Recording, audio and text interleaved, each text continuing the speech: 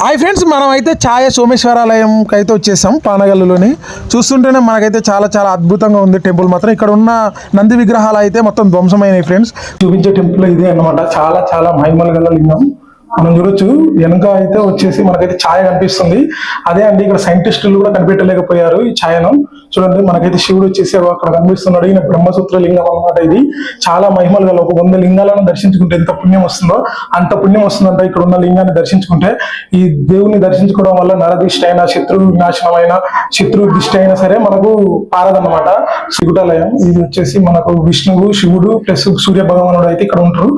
మనకు సూర్యుడి వల్ల భార్య వచ్చేసి మన శనీశ్వరుని తల్లి వచ్చేసి ఛాయ.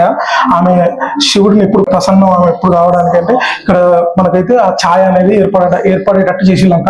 ఇది వచ్చేసి కందూరు చోడులు అయితే ఇది నిర్మించిందండి. ఫుల్ వీడియో కావాలంటే మన కింద లింక్ ఉంది, దాన్ని సబ్స్క్రైబ్ చేసి మన ఛానల్కి వెళ్ళి చూడండి. మీకు అయితే ఫుల్ వీడియో